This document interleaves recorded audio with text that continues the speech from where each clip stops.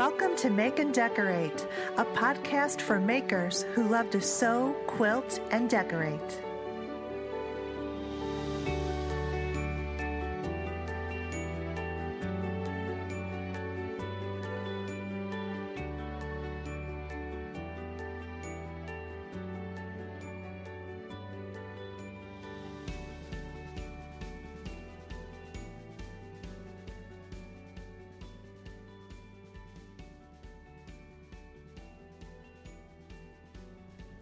Hey everyone, welcome to the Make and Decorate podcast. This is episode 2. Before we get started, I just want to let you know where you can find me on social media and my website. So my website is stephaniesochadesign.com. That's where I have the podcast page. You can find where the episodes are, and going to start putting some show notes on there. I have a blog there and other things about my business and the interior design side of the business there. On Instagram, I am stephanie.socha.design, and on Facebook is Stephanie Socha Design is my business page. Twitter, I believe, is just Stephanie Socha. So that's where you can find me. Oh, and email stephaniesochadesign@gmail.com. So please reach out and post comments to the podcast and blog pages, or send me an email. I'd be happy to hear from you. And if you have any questions, for sure, send me an email. Okay, so getting into the topic at hand, what you need to know before buying a sewing machine. This is a topic that I'm pretty passionate about. I really love sewing machines. I love all types and kinds, and I also have had ups and downs in my search and purchases for the machines, especially as a beginner sewist. So through the years, I've learned and I've developed a system for myself, and I know exactly now what I'm looking for, what features I want, and feel a lot more confident when I am in the market to purchase a new sewing machine or serger. So I want to be able to give you the same type of confidence and know how to do your homework and what you need to know before you purchase and make an investment in a sewing machine. First of all, under no circumstances should you ever ask anyone, what sewing machine should I buy? That is such an open-ended question that will only give you more confusion and not help at all. Why, you ask? Because you will get a million different answers, hundreds of different types of machines referred to you for all different kinds of purposes. So that's why it's just not a fair question to ask. So what I'm come up with is your homework, first and foremost, should be you defining your needs / wish list. So you may not know anything about a sewing machine, but you're going to have an idea of what you want the machine to do for you, what you want to make on this machine. Do you want to make clothing? Do you want to make bags and purses? Or do you want to quilt? Or do you want to do it all? How much time do you want to spend on this hobby?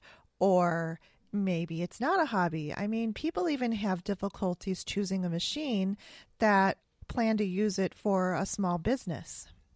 So let's start by developing and defining the needs, and then we'll go through and talk about features and then get into machines. So I've divided up four different types of uses, general uses for different types of sewing machines. There's probably other uses, but these are the four main groups that I think we can divide into different categories. So the first one is clothing. If you only plan to sew clothing, then you can get a specific type of machine that doesn't have all the bells and whistles for things that you don't even plan to use it for. And for clothing, really what you need is a free arm so that you can do small tube type of construction for arms, sleeves, that sort of thing. A one-step buttonhole foot is always a nice feature to have when you want to make clothing.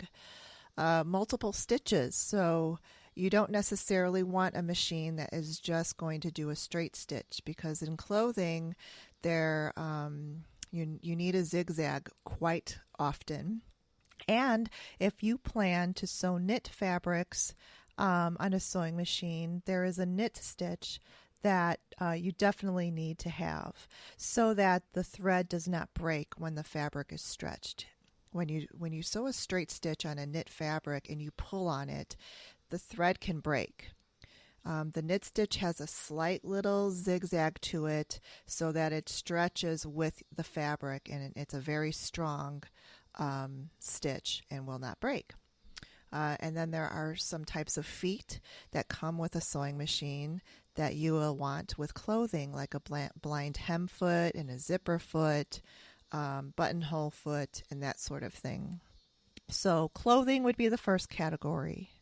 And if you're just going to sew clothing, you don't need to get crazy on your investment because you don't need a ton of bells and whistles to produce clothing.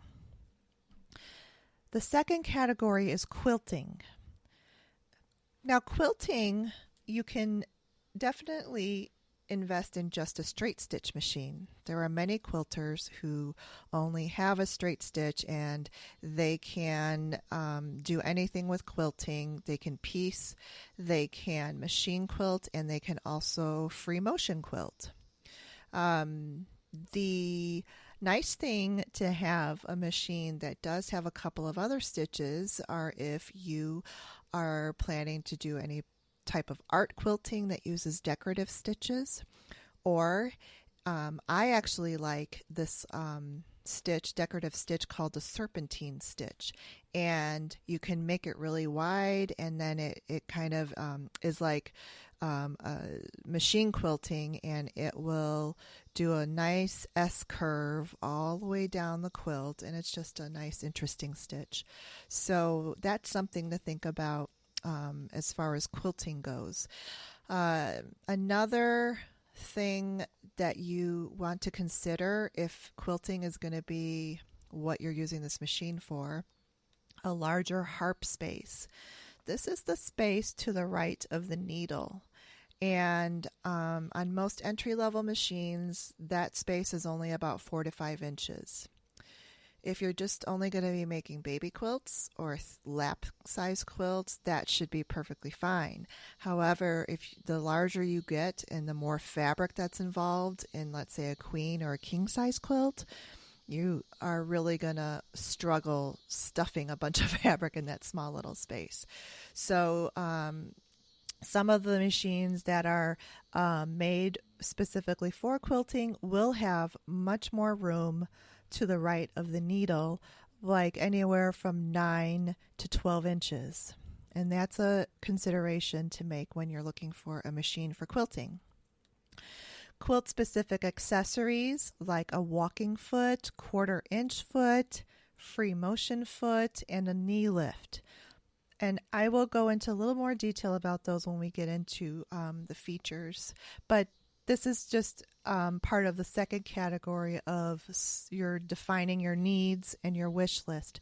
So again, number one was clothing. The second category I came up with is quilting. And the third category is home deck and bag making.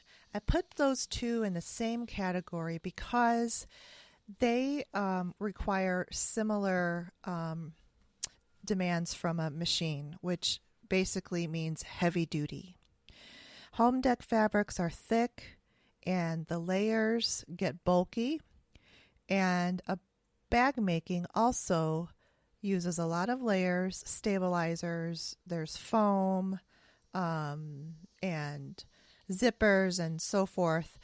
So if you don't want to struggle too much, you would want to look for a machine that can handle thick layers, tension adjustments. Pressure tension on a presser foot is a very nice thing to have when you are sewing through multiple layers of denim or canvas or home deck, and even making a bag with quilting cotton. You're still going to have stabilizers on the main fabric and on the lining fabrics, and then they get quite thick. So some people, that's what they do. The only thing that they sew are bags. So if that's the case, then you definitely want to look for a machine that's going to be a little bit more heavy duty. The fourth category is machine embroidery.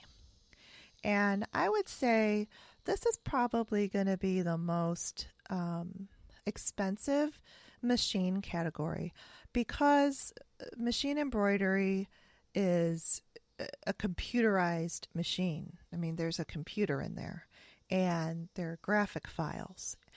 You need to be able to make adjustments to the design on the machine. You need to be able to send the files back and forth from your computer to the machine. All of that technology drives the price up. But it really results in a really fun type of sewing, machine embroidery. And as with all the machines, there are different levels of investment for machine embroidery. There are some nice, entry levels. I think the machine that I have is considered more of an entry level embroidery machine. And only because, it doesn't have the huge LCD or LED screen full color. So mine is just, a two-color small screen, and however, it can embroider any design that I import into the machine. So it's quite capable. It's just a matter of what features that you want and that you are willing to invest in. So the other thing within machine embroidery machines is that, they do come with hoops, and sometimes you have to add additional hoop sizes to it. They just come with the main couple of sizes, and they are sometimes a little bit more high speed because that's what it needs to, do this repetitive satin stitching to make the embroidered designs.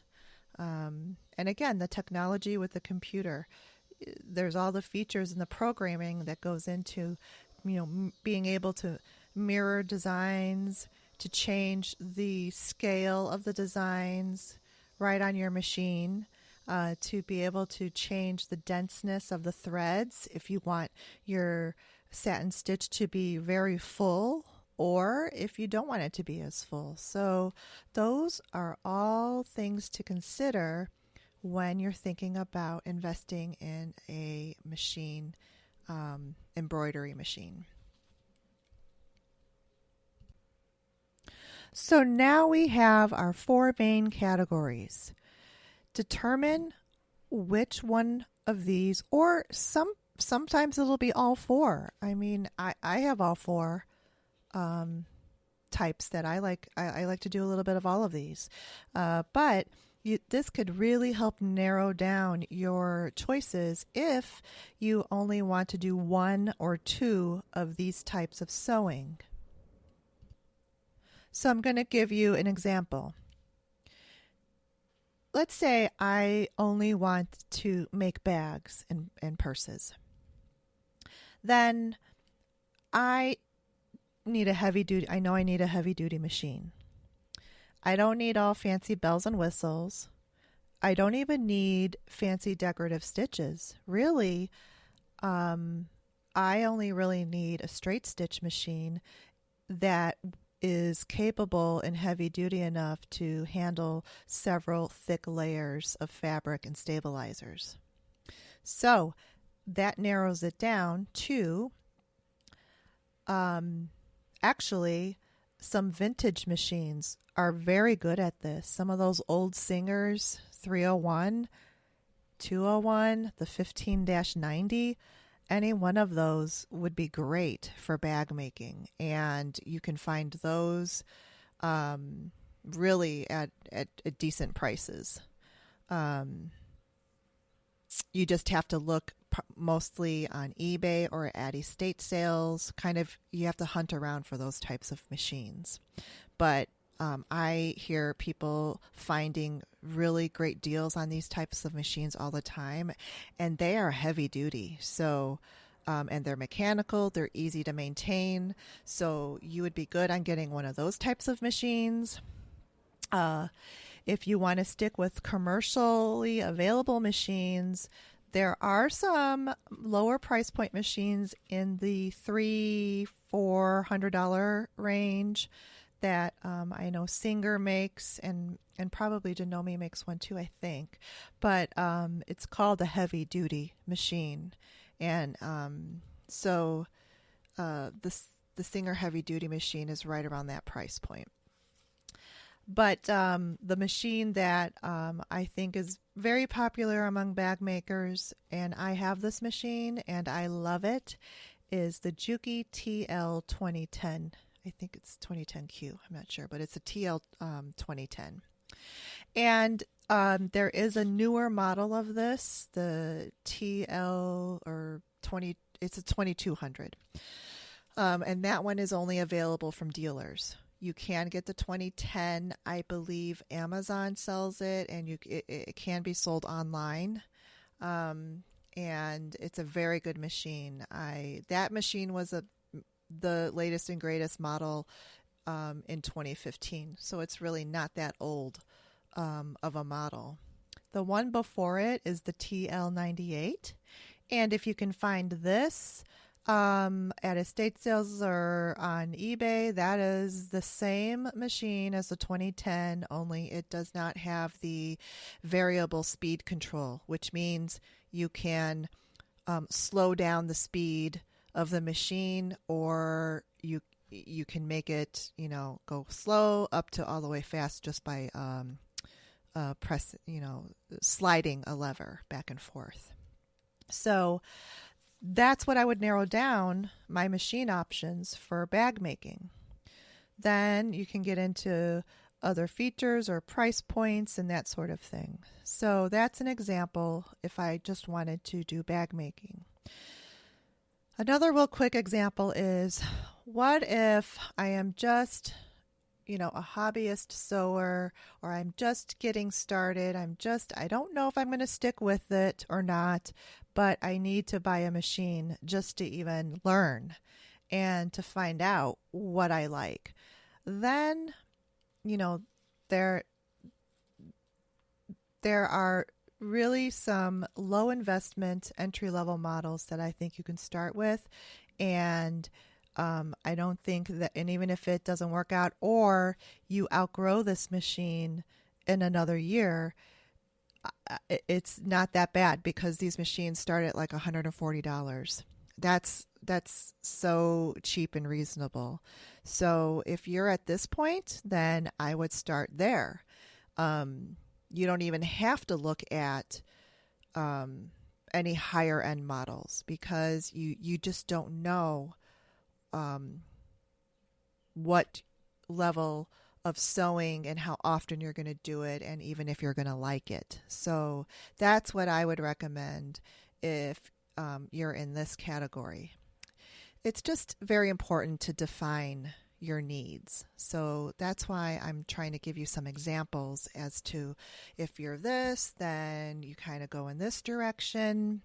And that way, because sometimes, when you ask a group of people, let's say like a Facebook group, or even ask in a sewing group, or even your friends that sew, they're gonna tell you whatever it is that they're sewing on or have experience with, and they're not necessarily going to know your exact needs. So just start here first before you start asking around.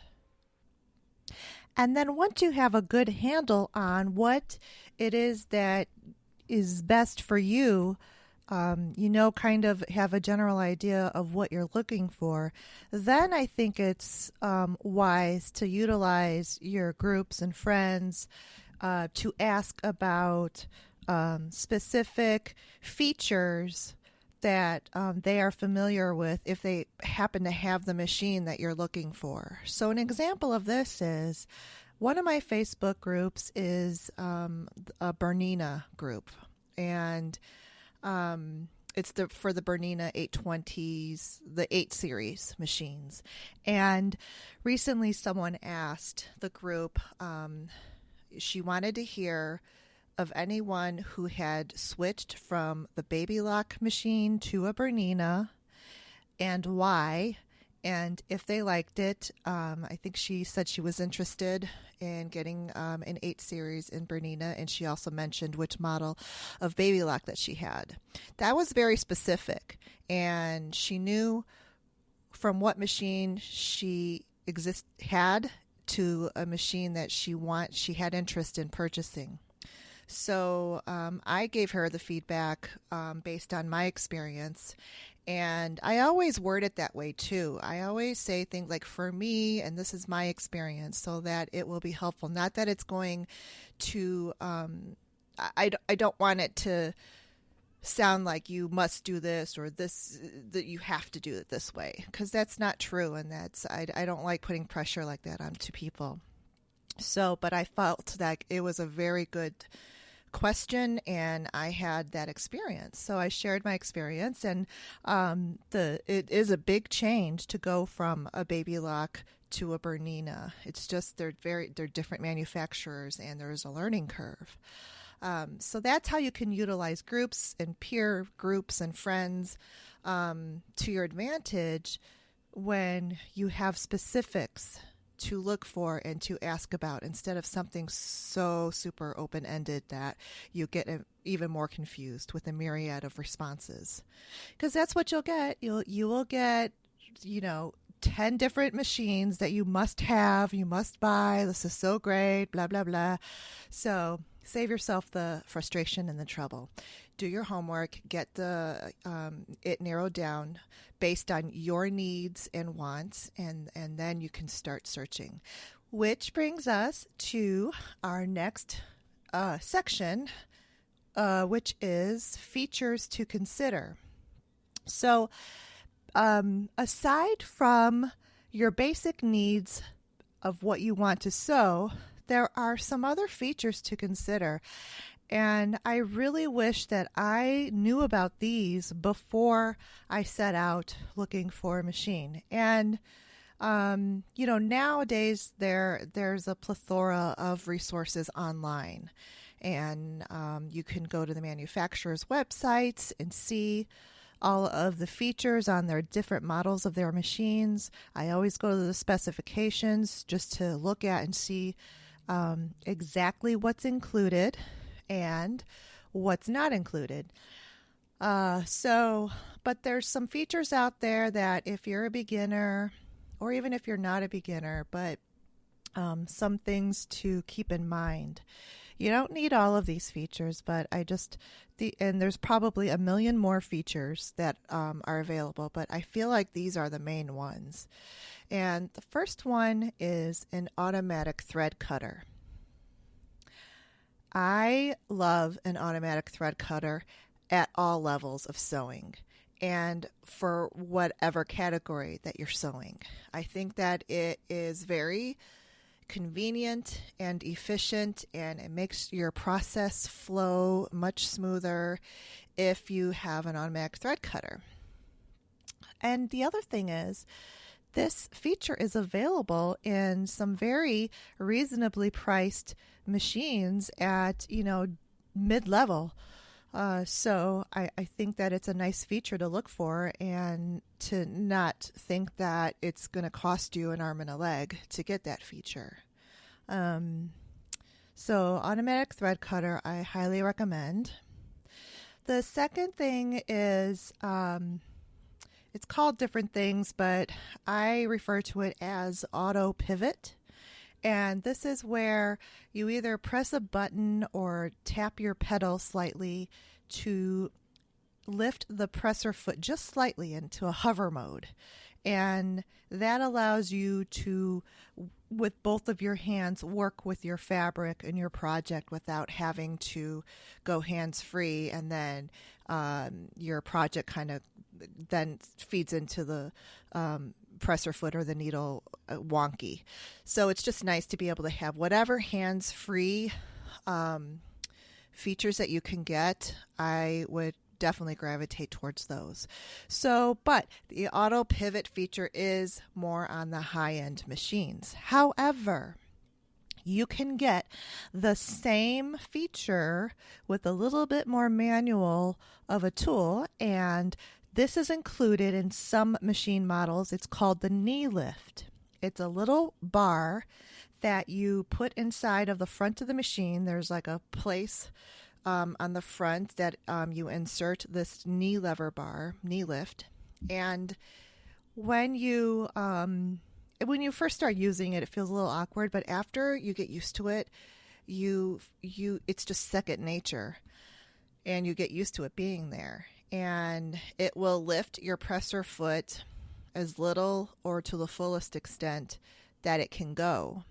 And again, with a hands-free, you just use your knee or your leg to press to the right.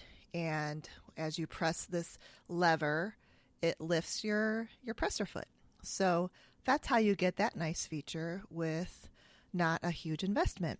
But it's not included in every model of machine, and that might be just the difference between one model and another model, especially in the Brother line, and even Baby Lock. So just check out, because sometimes this is included in the base package. So that's a nice thing to look for, is the knee lift. And it is included if you are looking at the Juki series, the TL series. The knee lift is included.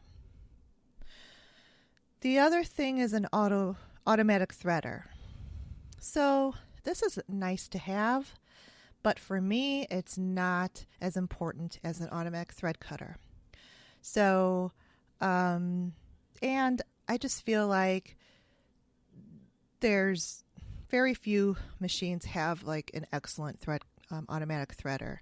I think, just on my experience, I feel like my Baby Lock has the best automatic threader, because I just press down on a lever and that's all I do. I don't have to wrap a thread around a hook and then carefully, catch the hook after it goes through the eye of the needle, and then do this coordination of gently letting go of it and then pulling it through the eye of the needle. You guys know what I'm talking about. Have that type of a needle threader. So, but some of the, mid-range or even the different makers, I think Brother in their, kind of getting into their mid to higher range, also has the same type of needle threader that the Baby Lock does, and probably Janome as well. So it's nice to have, but I wouldn't really look for that as a deal breaker feature. The next thing that you might not realize is the speed of the stitches. So I didn't realize how slow like one of my earlier machines were until I got more advanced in what I was sewing and more comfortable.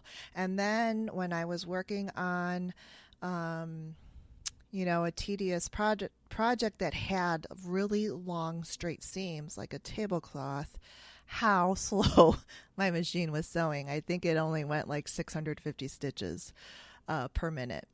And I think that if you have a machine, and this is where you find it in the specifications when you're looking at all the features in your research for a machine. If it's got at least 800 stitches per minute, you're pretty good.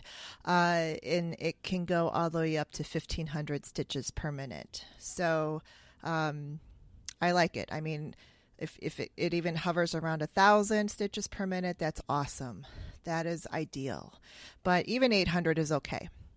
So I just, I just think to grow into it, you'd want to have that much stitches per minute at least. So I think, also on a side note, some of the vintage machines are going to be a little bit slower. That's like the only thing. I think some of the more robust ones, like maybe the 301, does stitch a lot faster, but I know my featherweight does not stitch that fast. But it's still a really good quality, stitch quality from the featherweight. Another feature is stitch length and width. And this varies. Most of the entry-level machines have a stitch length of 4 or 5. And that's okay. That's fine. The higher you get in the models, the longer the stitch will be. And then, you can get like a nice basting stitch. And then the width. The width is really what kind of puts you up a notch in the level of the machine, because most standard machines have a 5.5 inch millimeter width, and that is how wide the feed dogs go, and that is the space that your needle has to go horizontally back and forth with a decorative stitch. For example, a zigzag or a serpentine stitch. So a 9 millimeter width will give you a really nice wide stitch and decorative stitch, which means a larger pattern on your whatever you're working on. So again, that's kind of getting tit for tat, and it's not like, I mean, you don't have to have a 9 millimeter. That's just, if you're already, have been sewing for a while and you're ready to upgrade and get into more features, that would be a feature to take a look at. And then I mentioned based stitch. Some machines will have a stitch function that you just press and it will switch the stitch length to a based stitch instead of you having to manually change the stitch length to the longest stitch length that your machine has. So that's a nice one, but again, I don't really pay attention to that one that much. Okay, another more high-end feature is a stitch regulator foot, and there are a lot of mixed opinions about this. So again, this is very personal. I just got my first stitch regulator foot with my Bernina that I got about 2 years ago. And I've tried it out. I haven't used it a lot yet, but I have used it. And, of course, with everything new, there is a bit of a learning curve, but it's pretty nice. I do like it. It's a nice technology. And so if you're a quilter, this is something you probably have interest in. Now, some quilters, and I don't know, maybe it's quilters that are like super experienced and have developed their own rhythm of free motion quilting without a stitch regulator. And they typically say, like, I don't even use mine. I don't use the stitch regulator. And that's fine. I mean, it really is a personal preference. But I think when you're learning free motion quilting or not as experienced with it, like me, I think it's a nice thing to have. So, but again, this is more of a higher end investment feature. LED lighting. I think most machines now have switched to manufacturing the machines with LED lights. However, it's just nice. Lighting is really key when you're sewing, and it's just something just to be aware of. There's so many additional lights. There's actually LED light strips.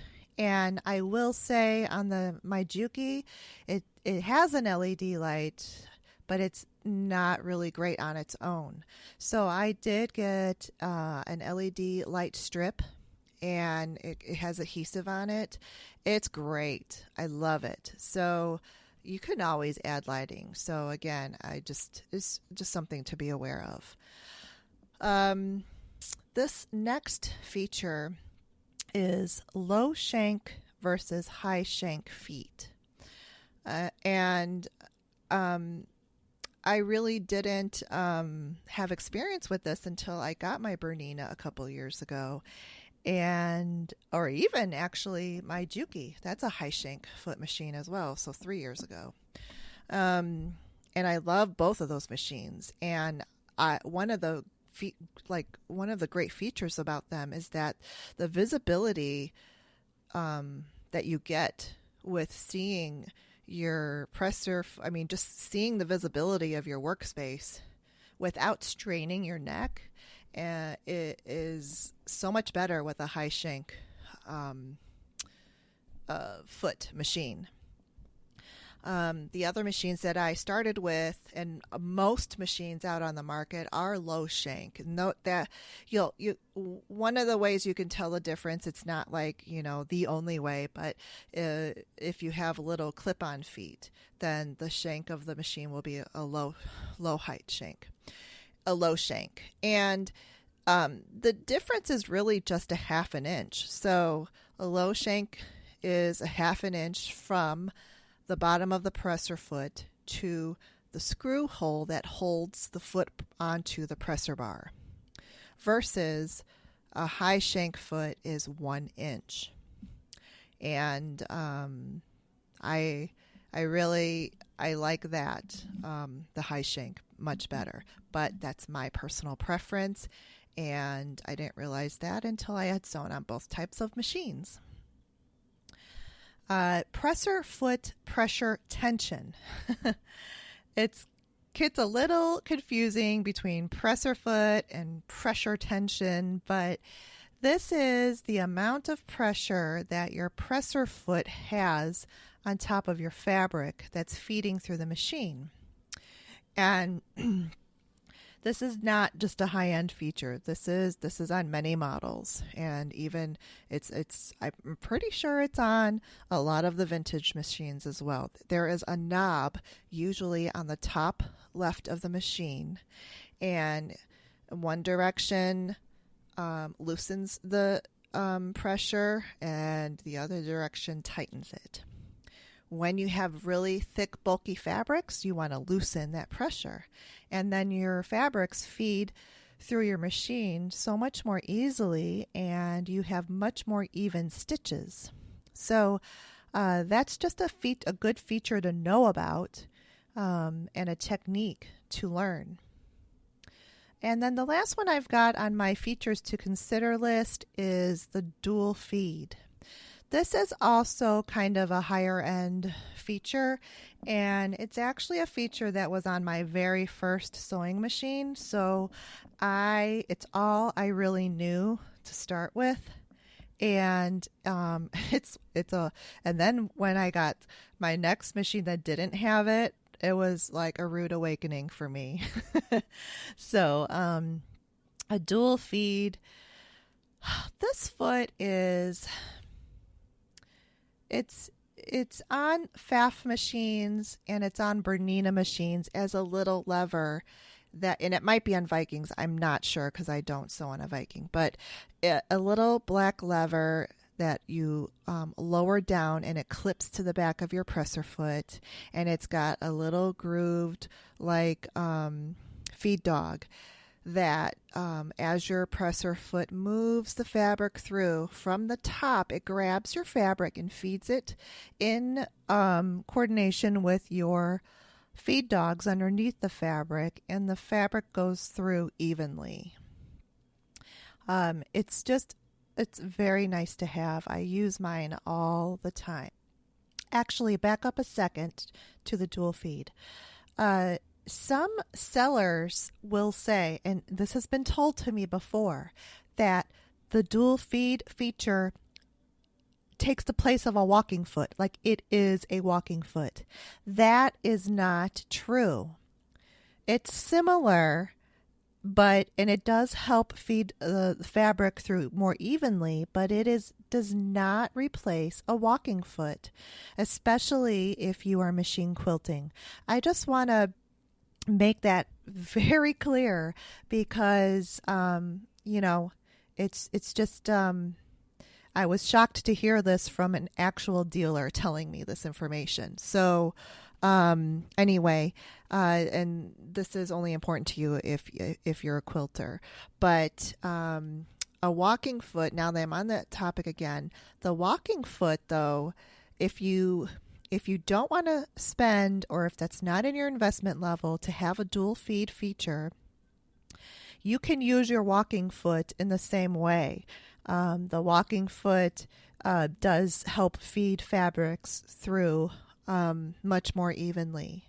And sometimes it's good just to have it on almost for everything, unless you need other, to switch it out with a zipper foot or an edge stitch foot or whatever. So I just wanted to make that clear, that there is a distinct difference between a dual feed feature and a walking foot.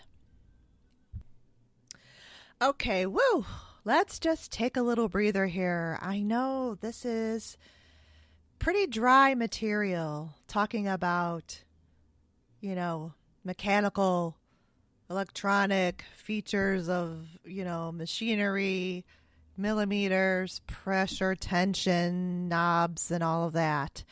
But it's pretty necessary in order to get a machine that you're going to be happy with, because just buying a machine that your friend has, or what you think that everyone's just talking about all the time, so you must have to have that machine too, it's not true. And sometimes there can be regrets. I'm sure, I have regrets, and I'm pretty sure almost everyone out there may have had at least one regret in purchasing a sewing machine or a serger. So I hope that this is helpful for anyone who's in the market or a beginner, so that you can save yourself the frustration by, knowing what it is that you need and how to go about finding it. Okay, so just had to break up that monotony because I know that it gets super dry. But now we're going to get into a little bit more fun, I think, part of the podcast, which is actually talking about some machines out there and where to buy them. So the first one I'm going to start with is just the basic overall machine. It's electronic. It's a low investment price at about $140, $150, and you can get it on Amazon. And it's a good machine just to start with if you don't know if you're going to stick with sewing, if you're just learning. I think this is a really good choice. And I have experience sewing on it. It's the Brother CS6000i. I'll put a link in my show notes to this machine. It has 60 built-in stitches, and that's not too many, so that's nice. 7 buttonhole styles. Usually, you're not going to use more than 2 different buttonhole styles. That's just my experience. It has a quilting table, which is the extension table, and a walking foot. So that's pretty nice. Has a hard cover. It's digital push button. Adjustable sewing speed, which is also very nice. Needle threader. Now this is the type of needle threader that you've got to wrap it around the little hook thing. It's kind of like a 3-step process, but once you get used to it, I mean, I can pretty much thread the needle fine with it. It's just learning how to do the little process. And free arm, so you can sew clothing, you can quilt on it, you can do a little bit of home dec and bag making, but just not, you'll struggle a little bit with the heavier, thicker layers. But this is a great price. It's a great entry-level machine. I just used this machine. My one sister has this machine because she pulls it out every now and then, and she's still trying to learn. And it's perfect.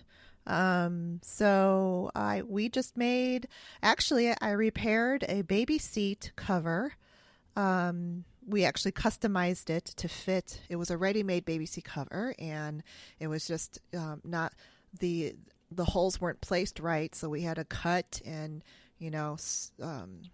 close it back up with a bigger opening so that the seatbelt, whatever things, could go through her baby seat. And then we also made a diaper changing cover, the one that you fold up and take with you in your diaper bag. So there's a lot that you can do with this little machine. Every manufacturer is going to have more of their entry level models, mid-range, and then their Mac Daddy high-end ones, except for I think Bernina is an exception. I mean, they still have what they consider entry, mid, and high, but it's all high. Entry level is, still going to be $1,000 or more.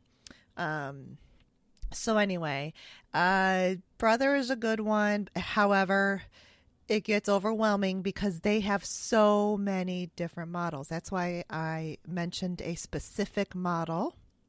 And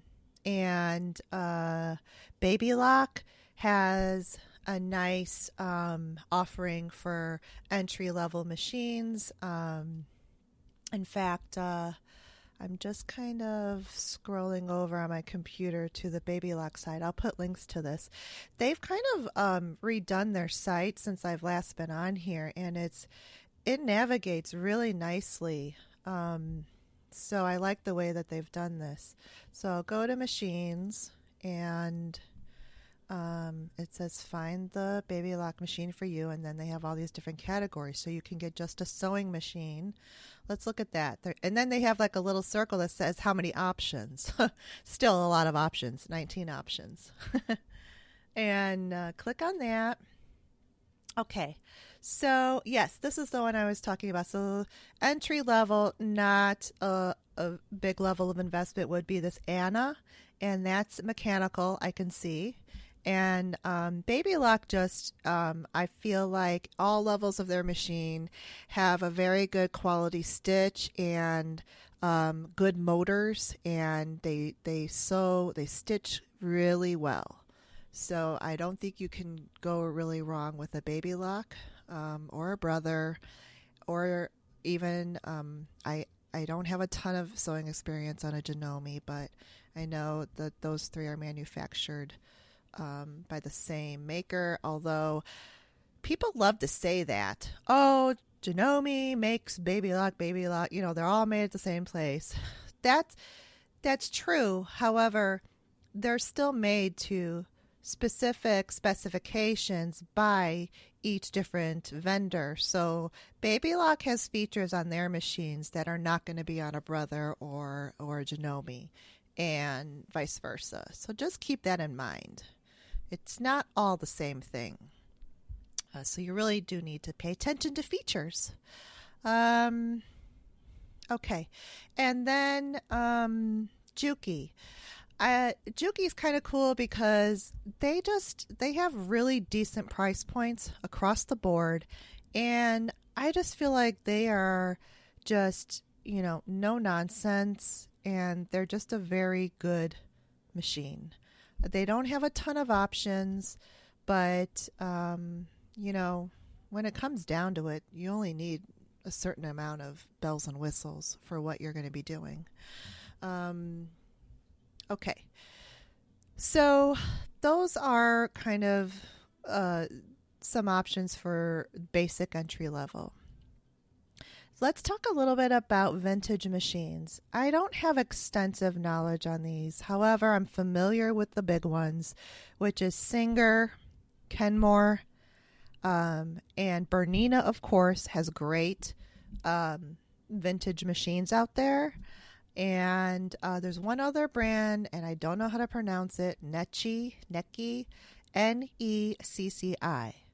That one also tends to be a popular one, very reliable, and people love that machine.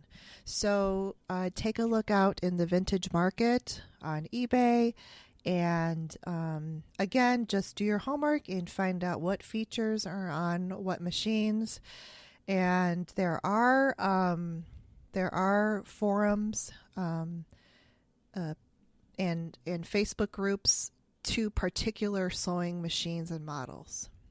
I belong to the featherweight one, Singer Featherweight, and I've found some really helpful information in that group. All right, getting into mid-range, and I don't want to give too many specific models because I want you to, research the features and do your needs analysis and to make sure that you're looking for what is best for you. I am going to talk about I do talk about the makers and vendors that I am familiar with, which is Brother, Baby Lock, Juki, and Bernina. So I'm pretty familiar with the range of their machines, and there are others out there. Janome is out there, Viking is out there, and I don't know who else. But so anyway, but these four, you can certainly within these four find absolutely great machines. Mid-range for me, price point wise, starts at least around $700 to about $1,500. If you're going to be willing to invest $1,000 in a good machine, you will get a great machine that will, stay with you for quite some time. So I think this is a great investment level, and you really don't need to venture into, machines can cost up to, $10,000. It gets really ridiculous. However, it's not for me to say because, this is a creative, world for us, and people invest differently in whatever their hobbies are. So I'm just going to throw out there a couple of models of machines that would be within the mid-range price range with features and price. For Baby Lock, there is a model called the Catherine, and it's an overall sewing machine with decent features and not at the high-end price point. And for Brother, I went to their Brother is the one that has just way too many options. If you go to their website and you look at their products and the sewing machine, 86 options come up. How can you choose from all of that if you have absolutely no, you don't know where to start? So that's what this podcast is for. So anyway, I do see on the Brother website that they have the model of the machine that I just recommended for entry level, this CS6000i. So that is a really great machine. Because I have used it and I know the features. It's a amazing machine at that price point. Another one is the Innovis series. And I think that their Innovis series is good. It's like, they've got all these other Project One Runway and Laura Ashley, and just don't get caught up in all that fancy fluff. I think that the Enovis is like the heart of their sort of no nonsense machines, and it's feature heavy. And the one that took the place of the machine that I have, I've got the older model, the Enovis NX250.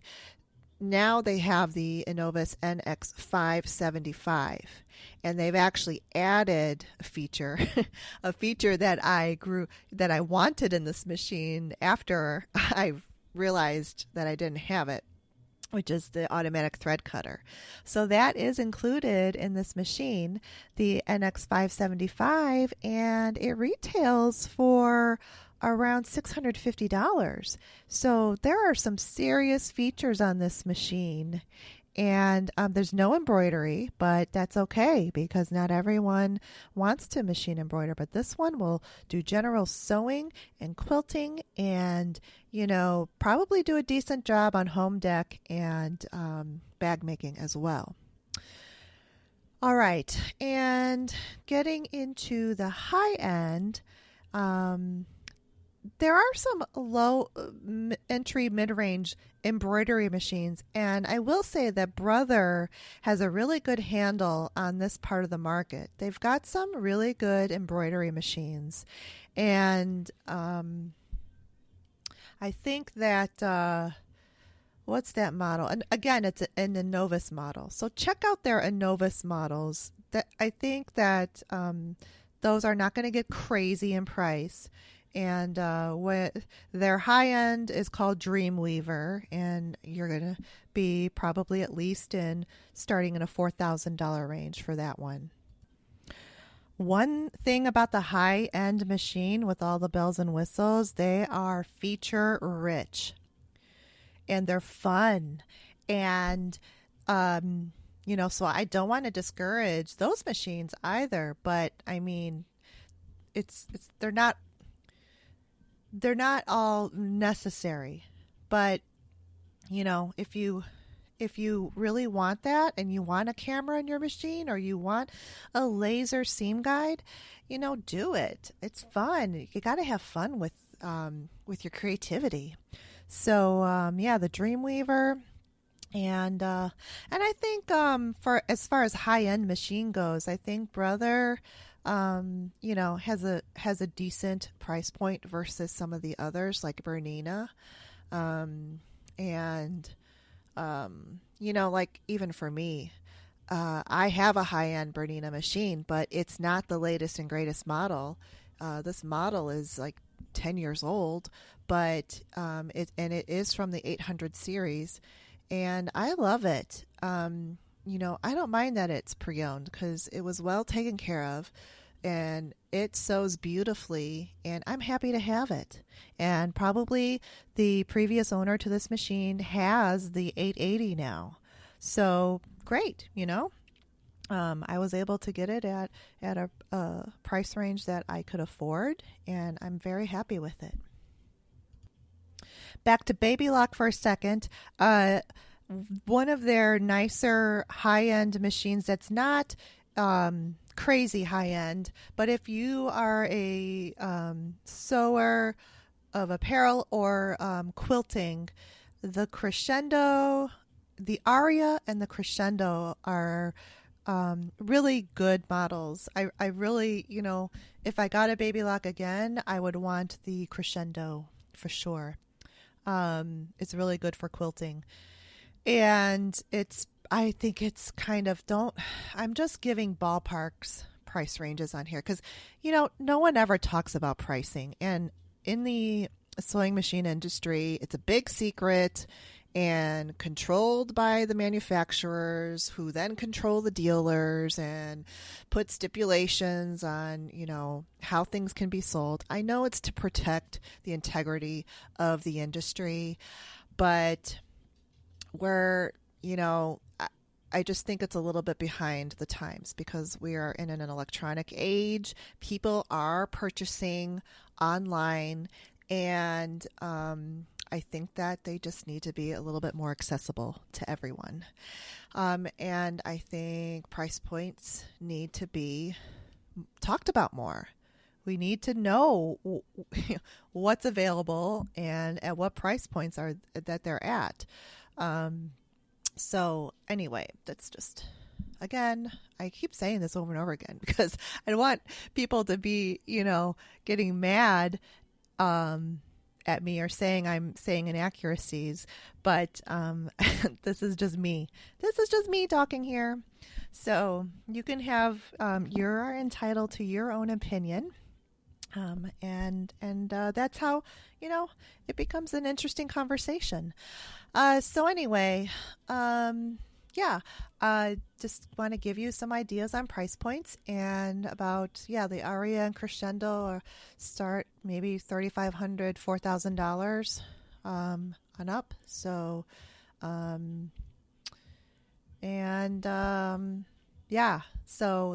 think as long we're talking price points, I think the Bernina 8 series is, getting up in, the $7,000 to $8,000. It may even be more. I mean, I don't even know for sure exactly, and I know it's different in each geographical location, but anyway, I like to get down to the nitty gritty and let's just, call it what it is, because we want sewing machines and we want to know what's out there, what's available to us, and what we need and what we don't need. So I hope that you have enjoyed this podcast. I know it's been dry, but not to me. I mean, I actually love talking about features of sewing machines. I kind of get excited about, new features and, features that are on a machine that you didn't even know existed. For instance, I'll give you an example. On even the CS600i, even on the low entry level model of Brother Machine, Baby Lock, and even Janome, on their standard presser foot is a little black button. And when you go over thicker seams, or when the thickness of your fabric changes as you're sewing underneath your, as you're putting your fabric through the foot, you can press that button in. There's like a little spring right when your presser foot, when it looks like it's going over a mountain, and then your presser foot, the front of it is pointing up towards the sky. That's when you press that little black button in, and then you can continue to sew, and you go a little bit slower. It will feed through that uneven fabric thickness much better. That's what that button is made for, to go over humps and thicker fabrics. So I think a lot of people never even knew. I didn't know that for the first few years I had my machine, and was amazed when I found out that that was there on that foot this whole time. All right, the very last part, because this podcast is getting a little long. Sorry about that. The last part is where to buy. So I think for entry-level machines, you can certainly buy them online. Amazon is a good source for that One Brother model, and they have some other ones on there. Even the Juki TL 2010 is available on Amazon. So that's perfectly fine. A dealer definitely is ideal. We should support our dealers and, keep them in business and utilize their knowledge and try out the machines at the sewing and quilt shops, especially if you're going to get a mid to high range machine. You really want to just, even if you have to go in there and try out that machine over and over again, or different models of machines, don't feel shy or anything. That's what the dealer is there for. They're there to answer your questions and to be knowledgeable about the products that they sell. They will try to sell the products that they carry, but they should be knowledgeable about all the different models that they carry. So and a dealer will have warranties and service and classes. Usually classes are free with purchase of machines, so that's a great deal. I have experience purchasing from a dealer and getting some classes, so that works really nicely. eBay, of course, is another source. You have to be careful, and you really need to take it slow and just ask questions.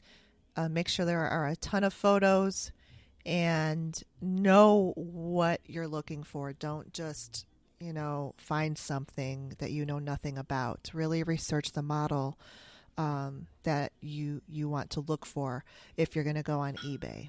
I have had good luck on there, so I know that some people have not, but do your research, do your homework, and there are some good deals to be found on eBay for previously owned machines.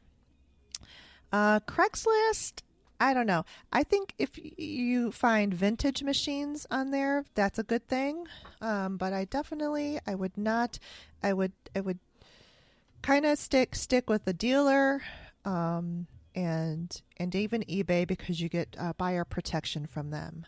Craigslist is a hit or miss, so I don't know. I'm not that enthusiastic about that. And then the only other way is if you're lucky enough to inherit a machine, or you get one gifted to you. So, that's it. So that's where to buy. And I hope you've enjoyed the podcast today. There was a lot of information I gave, I know. But there is a system on how to research, and I think dividing it up into 4 different sewing categories, narrowing down your needs list and your wish list, and knowing what features are available to you out there is extremely helpful and will certainly guide you into the right direction. And then you can start asking people who have specific models of machines what their experience is. I do find that very helpful. Find out from people who actually use the machine day in and day out how it works for them. All right, we've come to the end. Yay! Let me know if this was helpful to you. I really want to know if what things were helpful, and if you actually end up purchasing a machine based on what you've heard on the podcast today. Thanks so much for listening to the Make and Decorate podcast with Stephanie Socha Design.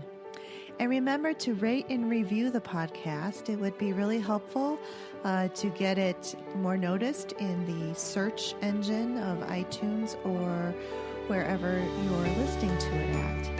And thanks again. Have a great day.